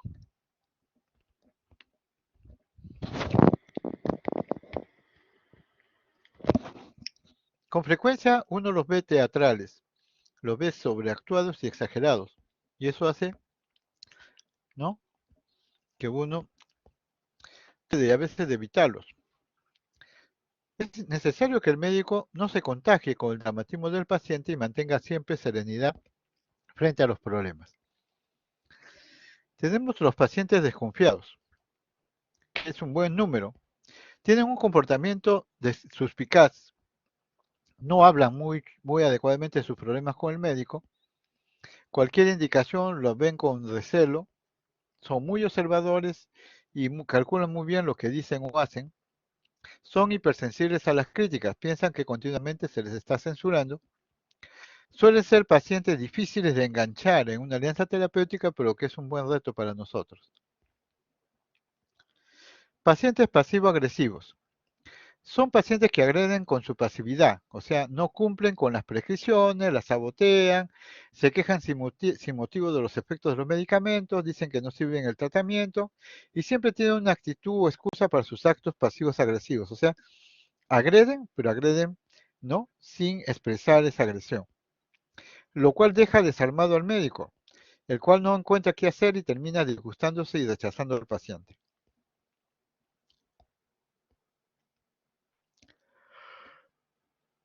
Frente al paciente pasivo-agresivo no debemos hacer patente nuestro disgusto. No hay que rechazarlo ni agredirlo. Si el paciente viene a la consulta es porque está sintiéndose algo mejor, aunque él no lo reconozca. Es importante señalar siempre que si no colabora el tratamiento será menos efectivo y más prolongado. Por eso es que buscar de alguna forma cambiar su propia forma de ver las cosas. El paciente indiferente. El paciente indiferente es aquel que lo notamos que está ausente, como si no le interesara la consulta o que si todo le diera igual. Es importante no angustiarse con ellos, ¿no? Y es necesario en estos casos que pensemos que este paciente puede tener, si tiene esa actitud indiferente frente al problema, que pueda estar padeciendo de un trastorno mental o un síntoma mental de una enfermedad médica.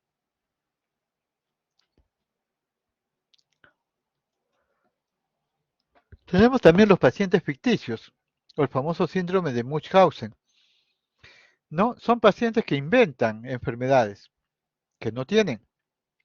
¿Pero por qué lo inventan? Porque quieren ser atendidos como pacientes, explorados y hasta operados.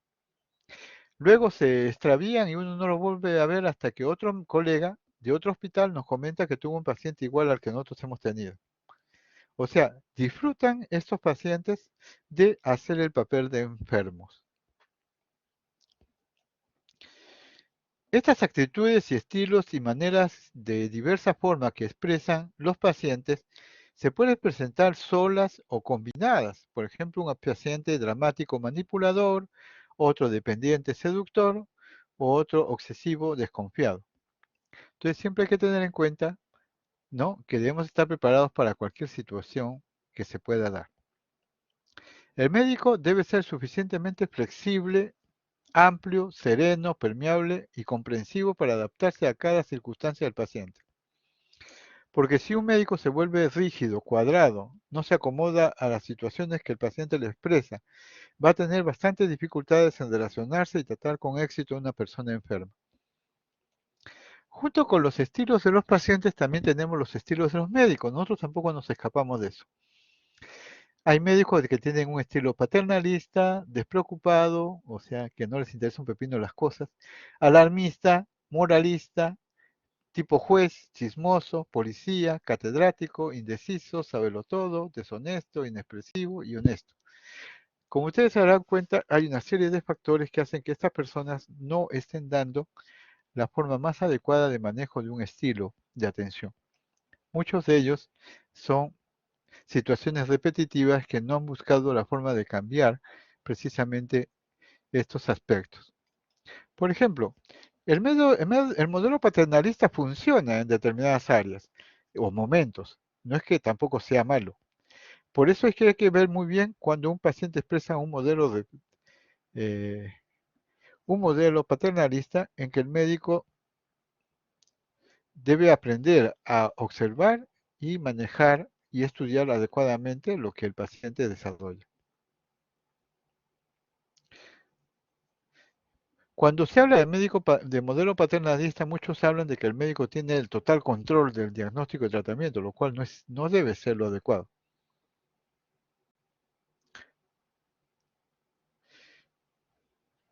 Nosotros los médicos tenemos ese defecto, a veces que se nos ha enseñado a llevar y dirigir la interrogatorio y a ser los encargados de las entrevistas, cuando en realidad esto lo puede hacer otras personas. Como vemos en esta imagen de esta caricatura, acá hay un paciente que está ansioso, que no duerme, no come, no toma agua y está angustiado por tener un diagnóstico. Y el médico que lo trata pasa a ser, ¿no? Su médico particular, pero es importante tener en cuenta cómo reaccionan las personas autoritarias frente a la presencia de personas que son diferentes a sus propias opiniones.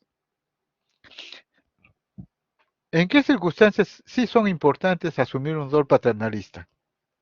En situaciones de emergencia. Cuando todos pierden el control, el médico debe estar tranquilo, sereno, frío, sin deliberadamente entretenerse. También tenemos que hay pacientes que se sienten abrumados por su enfermedad y se interesan porque un médico se haga cargo de ellos, sea que los oriente.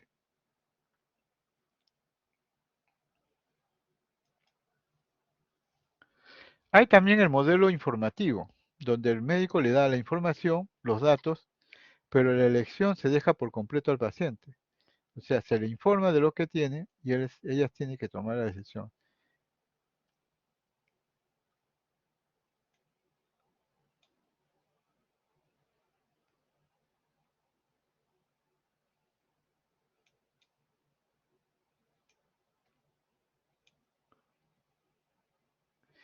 Ser paternalista es apropiado, por ejemplo, en circunstancias en las cuales, ¿no? El paciente tiene que, perdón, ser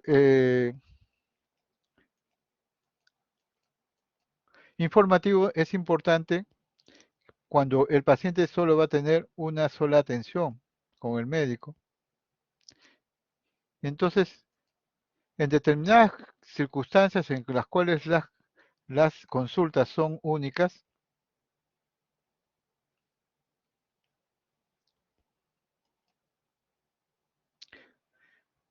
donde no hay una relación establecida entre el paciente y el médico, porque el paciente va a regresar a los cuidados continuos de su médico de cabecera, entonces ahí es conveniente funcionar como una persona que puede dar mayor información, mayores datos, ¿no?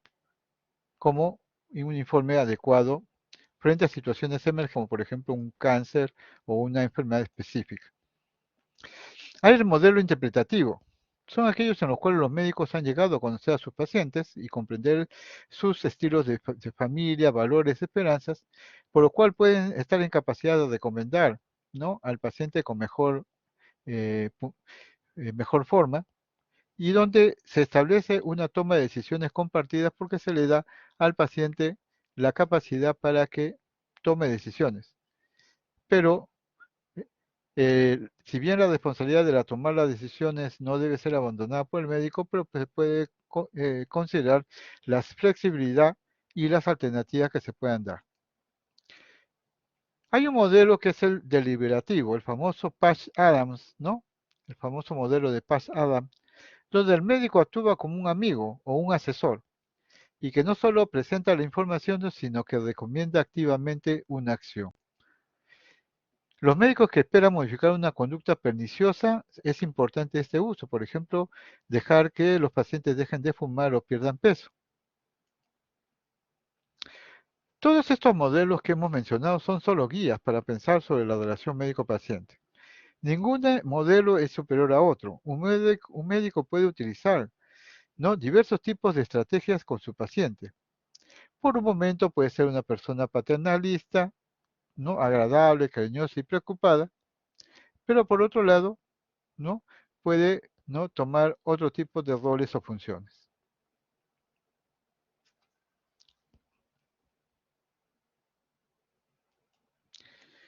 Muy bien. En esta primera parte del tema, que es la parte más importante de la clase, y antes de pasar a los aspectos de la historia clínica psiquiátrica y el modelo biopsicosocial, quisiera saber si dentro de los que están presentes en el auditorio hay preguntas con respecto a lo expresado durante la primera parte, lo que es la relación médico-paciente, los fundamentos de la relación médico-paciente, las variantes de la relación médico-paciente según sea el lugar, la participación del paciente, su capacidad, sus estilos de vida, los estilos de atención, ¿no?, o sus edades. Entonces, quisiera saber, ¿no?, a los colegas que están ahorita presentes, si tienen alguna pregunta o duda que quisieran realizar. Algo que quieran mencionar o algún comentario o idea importante que quisieran expresar, por favor.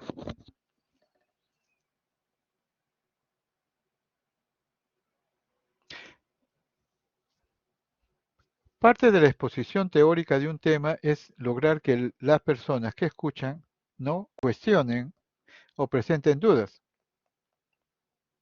Jonathan nos pregunta, ¿el paciente hipocondríaco se relaciona, a ver, se relaciona con el paciente ficticio? No, no, ¿por qué?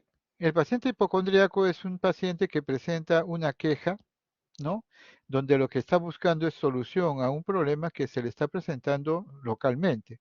En el caso del paciente ficticio, eh, mientras que el paciente hipocondríaco sí tiene una necesidad de atención adecuada, ¿no?, porque presenta una patología que tiene fundamentos más que todo de tipo psicoemocional o psicológica. En el caso del paciente ficticio, no, el paciente ficticio expresa una serie de remedios de enfermedad solo con la finalidad de ser atendido, solo con la finalidad de ser atendido, nada más, de ser tratado como enfermo, no de que se le diagnostique una enfermedad. En el caso del hipocondríaco, su meta del paciente hipocondriático es que le digan que tiene una enfermedad determinada, porque él acumula una serie de pruebas con las cuales quiere demostrar al paciente que sufre de alguna enfermedad específica.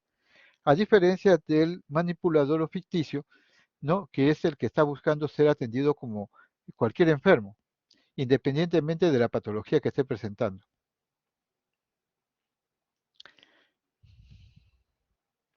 Muy bien. ¿Alguna otra pregunta más que desean hacer? ¿Algo que quisieran ustedes expresar que les llame la atención?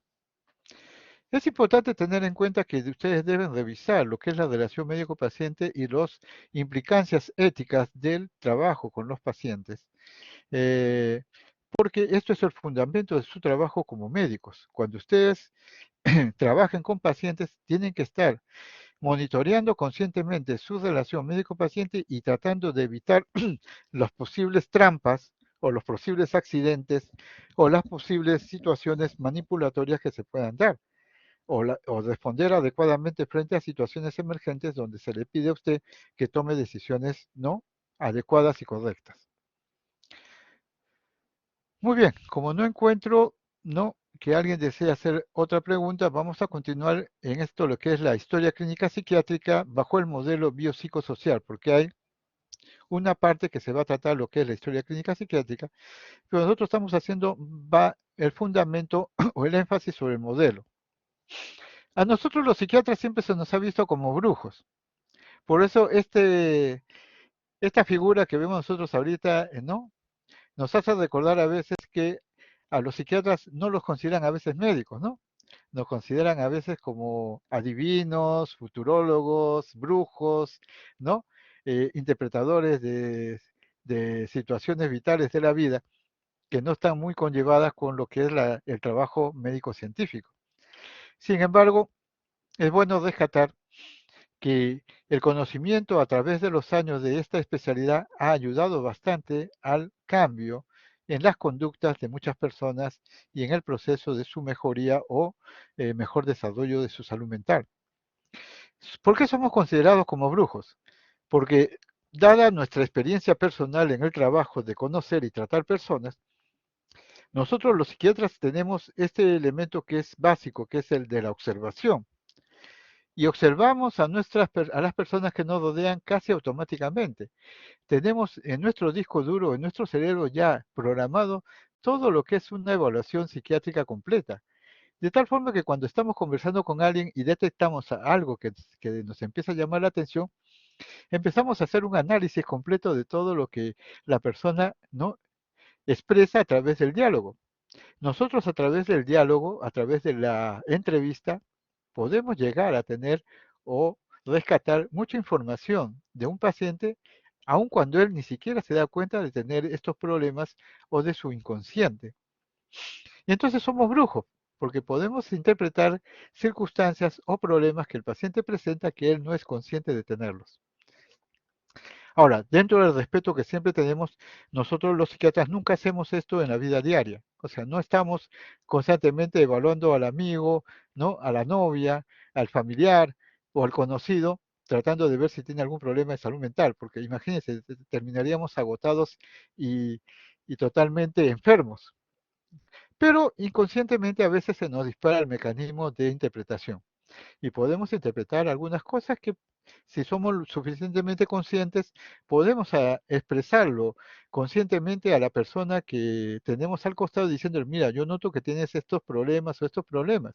Yo te recomendaría, si tú quisieras, poder ahondar estas dificultades o buscar ayuda para mejorar tu funcionamiento personal. Pero nosotros no estamos a la casa de los defectos, ¿no? O las virtudes de nuestros compañeros, ¿no? Sociales. Pero es importante tener en cuenta esto, ¿no? Para darse cuenta que los que mejor estamos en condiciones de poder interpretar el funcionamiento de las personas somos los psiquiatras, porque se nos ha entrenado para poder diagnosticar procesos de alteraciones de trastornos en la salud mental. Nosotros los médicos psiquiatras somos los que estamos preparados para diagnosticar enfermedades o desviaciones de la conducta normal, más inclusive que los psicólogos, porque los psicólogos siguen otro tipo de procedimientos totalmente diferentes. Ahora, con respecto a la historia clínica, es importante tener en cuenta que cuál es la finalidad de una historia clínica. Como todos hemos planteado, dentro de los principios éticos de la atención médica, lo primero que uno busca en una historia clínica es no dañar. La historia clínica es un documento clínico con un registro estadístico que nos sirve como un instrumento para el diagnóstico y también como un documento médico legal que nos salva a veces de circunstancias inadecuadas. Todos nosotros en algún momento vamos a tener que pasar por circunstancias médico-legales y si uno no ha sabido adecuadamente llenar una buena historia clínica, se puede ver sometido a problemas de demanda o denuncia por mala praxis. Por eso para nosotros los médicos, el acto médico tiene que ser registrado totalmente en la historia clínica. También nos sirve como una herramienta básica de la auditoría, en el sentido de si hemos cumplido o no con el trabajo desarrollado, y también nos puede ayudar para el desarrollo científico de determinadas áreas de estudio o de aprendizaje o de investigación. Por supuesto, la historia clínica es propiedad del paciente y solo el, la institución en la cual uno lo atiende o el consultorio donde uno lo atiende funciona como custodia de la historia clínica, pero la historia clínica es propiedad del paciente. Y entonces tenemos que en estos últimos años el modelo biopsicosocial es un modelo que ha sido, ¿no?, desarrollado para comprender al ser humano en todas sus fases. Cuando hablamos de un modelo biopsicosocial, hablamos que al ser humano hay que verlo desde el punto de vista de los patrones de funcionamiento biológico, los factores de su ADN, de su temperamento, de su funcionamiento, ¿no?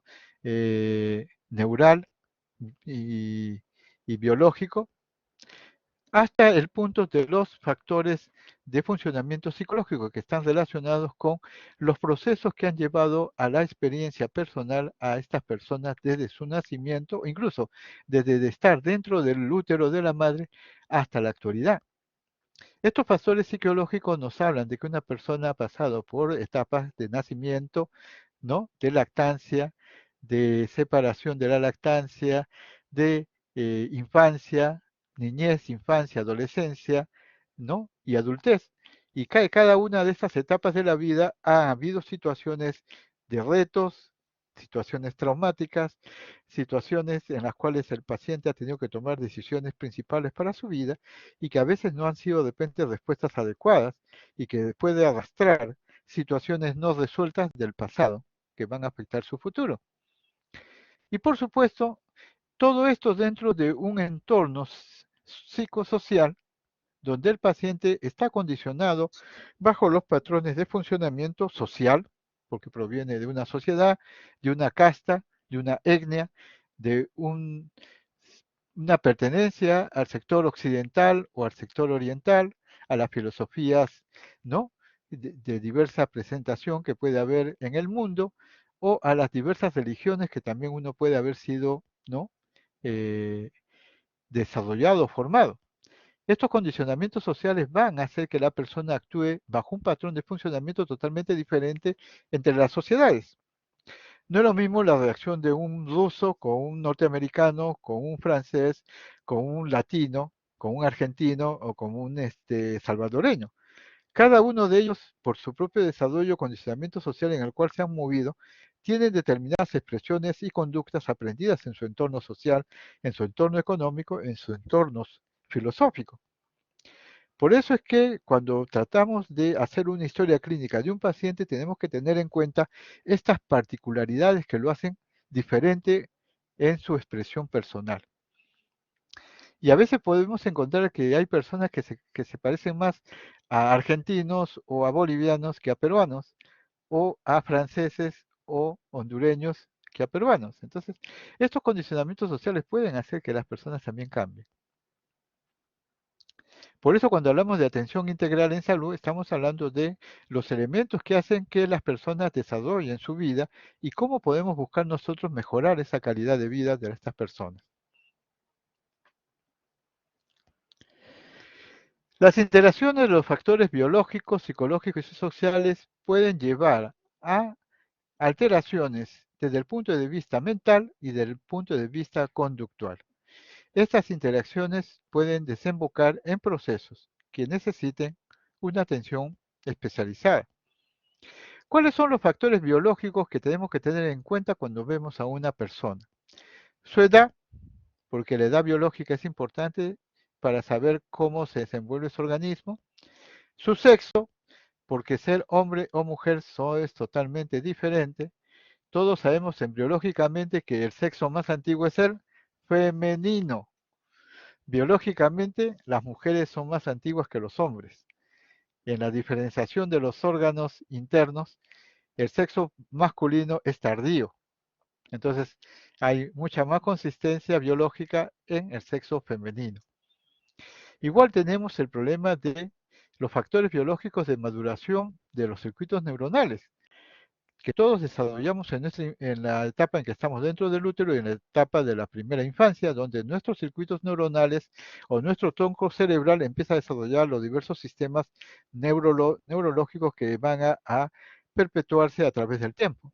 Y si esto no se da adecuadamente, surge lo que se llama una maduración anormal y la posibilidad de desarrollar una esquizofrenia. Tenemos también que hay factores de que nuestros circuitos neuronales puedan tener cambios en la reactividad de estos circuitos neuronales y llevarnos a la expresión de cuadros depresivos, o que nuestro sistema de plasticidad sináptica, ¿no? De neuronas y de axones, se adapte mal y genere por procesos situaciones adictivas, o igual también tenemos la posibilidad de que en nuestro ADN genéticamente pueda haber alteraciones en componentes de nuestro ADN que lleven al riesgo o a la posibilidad de trastornos mentales. Todo esto son los factores biológicos que pueden afectar estos aspectos y por qué damos énfasis para el estudio de una situación biopsicosocial. En los factores psicológicos nosotros tenemos que tener mucho en cuenta los factores psicológicos individuales, o sea, cómo este ser humano a través del tiempo y de la experiencia ha ido, ¿no?, teniendo una serie de retos y ha ido asumiendo determinadas maduraciones adecuada o inadecuadamente con personas que le han ayudado, de repente lo han puesto en situaciones opuestas. La importancia de los padres en la formación del niño y de otros cuidadores que pueden haber o ayudado a que el paciente mejore sus capacidades o traumarlos si es que han sufrido agresiones o violencia de tipo psicológica o sexual con estos cuidadores. Por eso es importante tener en cuenta que el comportamiento humano se configura por las diferentes formas en que el ser humano ha desarrollado sus interacciones con el entorno natural y el entorno social.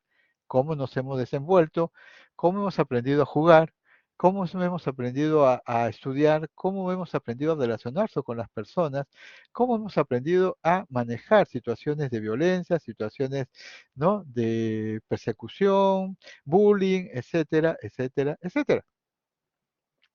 Igual, también es importante rescatar que en una historia biopsicosocial psiquiátrica tenemos que resaltar los factores sociales, cómo los efectos de la urbanización puede afectar el desempeño de las personas, los entornos superpoblados y contaminados, y tenemos allá grandes bolsones de crecimiento de las barriadas y de las zonas no periféricas, sin elementos o entornos adecuados para poder vivir adecuadamente, casa, comida, ¿no?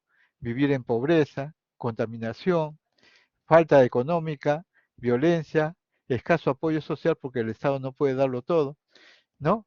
Y dificultades para que uno pueda vivir adecuadamente con un entorno físico, social, económico adecuado. La existencia de la pobreza, con la insuficiencia de medios para poder, ¿no?, tener recursos sociales o educativos, también es un factor muy importante en el desarrollo de las personas. La oportunidad de poder disfrutar de la evolución tecnológica también es difícil. Les comento que yo nací, ¿no?, con la máquina de escribir, ¿no? Yo escribía mis historias clínicas en máquina de escribir con teclado, ¿no?, metálico. Entonces yo he pasado por la revolución de pasar, ¿no?, a llegar a sistemas de computacionales y sistemas de redes y programas de software, hardware, que para mí, por supuesto, a veces suenan a chino en muchas circunstancias, pero que sin embargo aquellos que han nacido en las etapas más desarrolladas de esos aspectos tienen mejor capacidad para poder, ¿no?, manejar esta evolución tecnológica con mayor facilidad. Problemas que se puedan haber presentado desde el punto de vista de nuestro desarrollo social, problemas de violencia, agresiones o comportamientos de otras áreas o sociedades sexuales, la pornografía, la mercadotecnia, las dependencias, el consumo de alcohol y tabaco, todos esos son factores que afectan el proceso de todo ser humano y que de alguna forma va a marcar algún cambio en el proceso de su evolución personal. Por eso es importante tener en cuenta que si bien es cierto, toda historia clínica tiene las mismas partes, como por ejemplo la anamnesis, con informantes, episodios previos, enfermedad actual e historia personal, ¿no?, donde tenemos que tener en cuenta la situación actual del paciente, dónde vive, ¿no?, en qué comunidad se desenvuelve, si pertenece a grupos, ¿no?, sociales adecuados, si es miembro de grupos domésticos, o sea que si tiene familia con la cual vive diariamente o vive solo, si tiene hábitos de socialización o tiene tendencia a retraerse socialmente, si su trabajo es una posible fuente de tensión, angustia, estrés, conflicto que lo lleve de repente a insatisfacción y deseos de morir. Les expreso, por ejemplo, que en sociedades como la sociedad surcoreana, Corea del Sur, el índice de suicidios es alto en personas de 20 años. El mayor índice de suicidios en Seúl, perdón, en Corea del Sur es suicidio. Y en jóvenes de 20 años de edad. Interesante esa circunstancia. Por eso es importante ver cuál es la condición económica y de seguridad que pueda tener actualmente el paciente y cuáles son sus actitudes o sus proyectos de vida. Cuando queremos evaluar a una persona, miren todos los elementos que tenemos que valorar. Por eso, si tenemos tanta dificultad para conocernos a nosotros mismos, podemos llevar esta escala para tratar de buscar cómo somos. Cuán inteligentes somos, y eso se tendría que llevarse a un nivel de evaluación de inteligencia. Cuántos elementos de satisfacción tenemos, cuáles son nuestras habilidades o dones especiales, cómo hacemos el uso adecuado y empleo del tiempo, cuál es nuestro estado de ánimo habitual, cuáles son los rasgos dominantes de nuestra forma de ser, somos impulsivos, agresivos, violentos, somos pasivos, calmados o a veces no, intolerantes o inadecuados. ¿Cómo es nuestra relación con las personas y con determinados tipos de personas? Con unas podemos ser muy amables, alegres y con otras podemos ser muy agresivos y violentos. ¿Cuáles son nuestros objetivos de vida, nuestras aspiraciones, nuestros ideales, nuestros proyectos? ¿Y cuántos de ellos hemos logrado poder desarrollar o no? Mire, los aspectos de personalidad es todo un mundo en el cual usted se puede, ¿no?, demorar bastante para encontrar información. Dentro de los aspectos del análisis y del aprendizaje personal, tenemos también la historia familiar. Y ahí es donde tenemos que revisar y hacer un árbol genealógico con la historia, ¿no?, y los personajes más importantes que han influenciado sobre el paciente.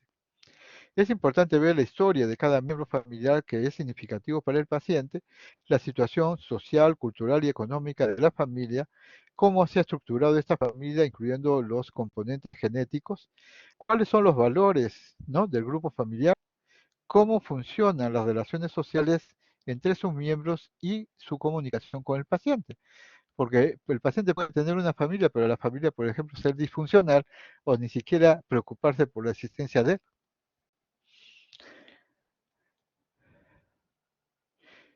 Por todas esas circunstancias, es importante que nosotros aprendamos a conocer y a saber valorar una buena historia clínica bajo los patrones de funcionamiento del entorno biopsicosocial.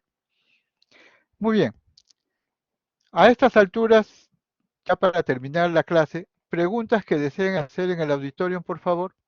Si no, yo voy a empezar a hacer preguntas. ¿Alguien que desee opinar? Bueno, preguntaremos entonces. Gustavo Javier Peña Pinedo, muy buenas tardes. ¿Me escucha? Buenas tardes, doctor. Sí, ¿me escucha? Sí. Eh, Su opinión con respecto a la clase en cuanto al contenido y sus dudas con respecto a determinados elementos que usted pueda no haber comprendido adecuadamente. Mm, no, no tengo dudas al respecto, doctor, pero el Muy contenido bien, sí, sí estuvo bien. es importante que lo revise y que le haga la crítica adecuada. Y si usted encuentra mejores elementos que añadirlos, me pase la voz.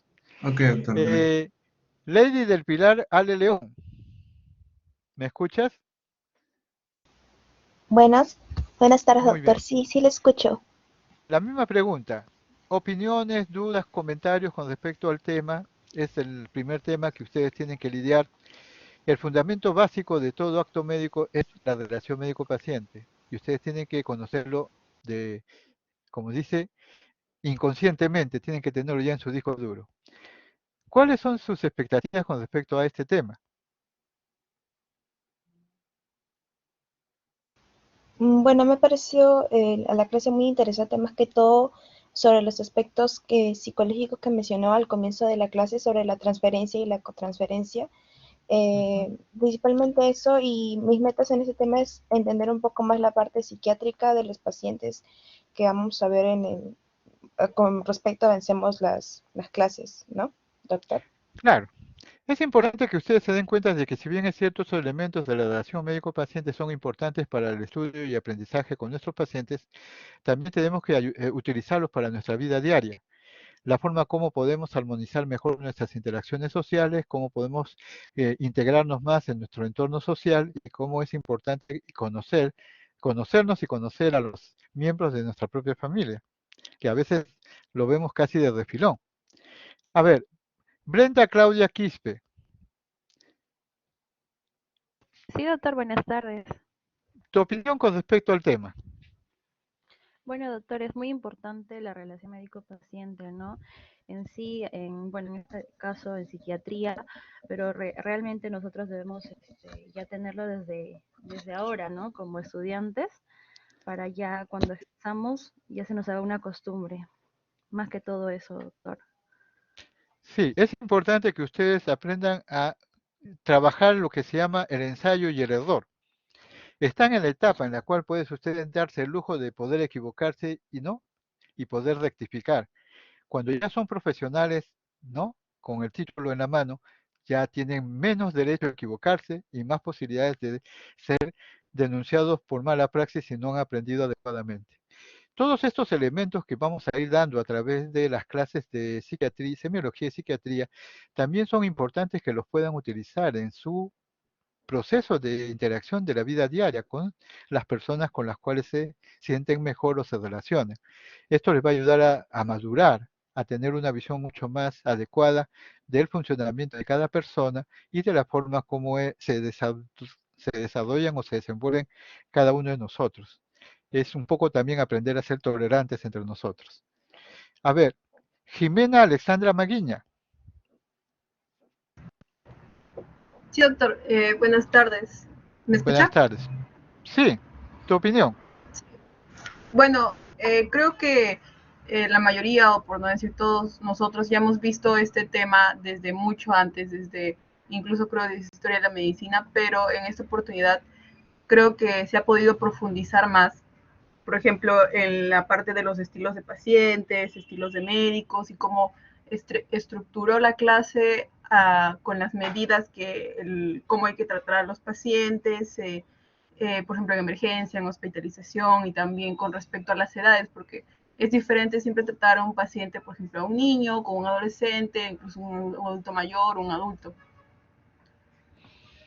Muy bien. Es importante también que ustedes sepan valorar algunas situaciones, como por ejemplo esta de la relación médico-paciente en cuanto al rol de los médicos.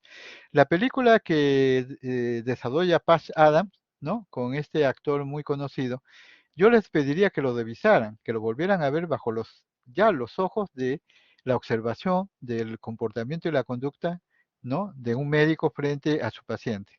Y las dificultades a veces que se pueden generar en el entorno, ¿no? Normativo o científico, a veces comportamientos que pueden estar rompiendo con los esquemas tradicionales sociales. Nunca, siempre es bueno el cambio y hay que aprender a hacer el cambio, pero a veces muchas personas se resisten a ello. Jaime Lenín Fermín Flores,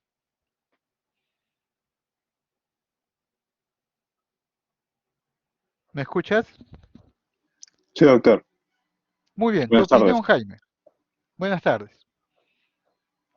Bueno, claro, como yo mencioné a mis compañeros, ¿no? Es importante tener bien claro las diferencias, ¿no? En la relación médico-paciente, según ya sea la circunstancia, por lo que también ya mencionó, ¿no? Y también por la cual no va a ser lo mismo el trato en, en niños de mayor a 8 meses o incluso de 1 a 4 años, ¿no? Entonces, son diferencias que tenemos que tener claro para así poder manejar bien este tipo de entrevista, ¿no? De relación médico-paciente. Y también comprender los diferentes estilos de médico, ya sea informativo, interpretativo, incluso deliberativo. Entonces, todo esto creo que es una entrada importante para poder nosotros ya evaluarlo, ¿no? El tipo de paciente que se nos presenta en ciertos casos, ¿no? Es interesante. Los que tienen familia más numerosa pueden ensayar lo que se llama juegos de roles. Intenten entrevistar a un niño de 2 años, 3 años, 4 años, 5 años, si tienen familiares que tengan hijos o sobrinos o nietos, e intenten ver cómo logran establecer una relación, ¿no? Bajo buscar información con este tipo de edades, o de repente con personas de edad adulta, por ejemplo, 56, 60, 70 años, para que ustedes se vayan entrenando en lo que se llama cómo interaccionar con personas de diversas edades. ¿No? Y una de las cosas que son importantes siempre rescatar, y yo se los hago rescatar a ustedes, es la capacidad que tienen que tener de observación. La observación es uno de los elementos o herramientas muy importantes en el área de la salud mental y psiquiatría. todo lo que nos entra a través de los ojos, la forma como observamos y vemos el comportamiento de las personas nos puede ayudar mucho. Nos va a ayudar, ¿no? Los comportamientos motores, la forma como se sienta, cómo se para, cómo levanta el brazo, cómo gesticula, cómo imprime, cómo hace énfasis en sus palabras, el lenguaje, la forma como lo expresa, cómo lo habla, eh, las expresiones emocionales, cómo se expresan, y si uno las siente auténticas o a veces forzadas. Esto es importante, la observación y el desarrollo de los sentidos es parte importante en el curso. Ustedes tienen que ser inicialmente mucho oídos, puro oídos, escuchar. Una de las cualidades que un médico debe saber desarrollar es la escucha, saber escuchar y darle tiempo al paciente para hablar. A veces estamos presionados por el tiempo para atender rápidamente, pero uno tiene que darse un tiempo para escuchar y saber escuchar qué hay tras las palabras. O sea, una cosa es lo que nos dice el paciente y otra cosa es lo que puede haber detrás de esas palabras. Y si uno es lo suficientemente capaz de darse cuenta de eso, podemos llegar a conocer, ¿no?, cosas muy importantes de las personas a las cuales entrevistamos que de repente lo tomaríamos con mucha superficialidad. Todo médico tiene que tomarse conscientemente el tiempo para valorar a su paciente desde que ingresa y se sienta frente a usted, de la forma como se expresa, cómo opina, cuáles son sus gestos, sus actitudes, si hay congruencia o no hay congruencia en lo que dice, si expresa adecuadamente, si tiene algunas ideas prejuiciosas, algunas conductas inadecuadas, ¿no? Que no necesariamente sean patológicas, pero que son parte de de un mal aprendizaje o un mal desarrollo biopsicosocial. Y entonces esto nos puede ayudar a nosotros también a ver en qué podemos nosotros ayudar a las personas a mejorar su funcionamiento personal. Muy bien, les agradezco mucho a ustedes su paciencia para poder haber ¿no?, escuchado esta exposición. Estamos entonces dando por concluida la clase el día de hoy. Esperamos que lo puedan revisar, porque esto se puede revisar ingresando constantemente ¿cómo se llama? A, al sistema de intranet de la universidad y revisarlo constantemente para volverlo a ver, ¿no?, y analizarlo, tomar apuntes adecuados o resúmenes y buscar bastante información bibliográfica de última generación. Les agradezco a todos ustedes y nos estamos viendo en la próxima oportunidad. Sí, Jimena, Sí, ¿tienes doctor, una disculpe. pregunta? Dime. Sí, me preguntaba si nos podría facilitar las diapositivas de esta clase, tal vez si la puede Sí, mandar por... se la voy a mandar a su, ¿cómo se llama? Delegado general de promoción. Está bien, doctor. ¿Ya? Entonces a sus Gracias. delegados se lo mando para que él, o lo hago a través del delegado de mi grupo, que es el del Hospital Valdizán, para que lo pueda hacer llegar al delegado general. ¿Ya? No hay problema. Una de las cosas que nosotros tenemos que aprender en el conocimiento científico es que nada es nuevo. Todo es producto del proceso del desarrollo de muchas mentes a través del tiempo. Entonces, todo conocimiento debe ser una moneda que corra entre nosotros. No debemos ser egoístas en dar la información, al contrario, cuanto más información se desenvuelva entre nosotros, mejor vamos a estar capacitados para poder enfrentarnos, ¿no?, a nuevas circunstancias. Esa es la parte importante del aprendizaje. Aprender, ¿no?, cuestionar y buscar nueva información. Esa es parte también del proceso que ustedes de autoexigencia que también se les está haciendo a ustedes. Ojo que ustedes son las promociones que van a salir de la universidad y tienen que también dar el respaldo adecuado frente a los exámenes que se están dando que hace las entidades educativas para ver cuál es el nivel de avance del desarrollo científico en cada universidad. Nosotros esperamos que ustedes también aprendan a defender el nivel, ¿no?, universitario que nuestra universidad también debe tener. ¿Ok? Entonces no hay problema. Yo voy a mandarle a través de mi delegado de grupo hacia el delegado general, ¿no?, la exposición de la clase para que la puedan revisar con más tranquilidad. Ok, cuídense todos, ¿no? Y sigamos, revisen bien y estudien bastante porque esta es parte importante, sacan el jugo este curso porque es un curso que les va a ayudar mucho en el desempeño general de sus actividades profesionales. Ok, cuídense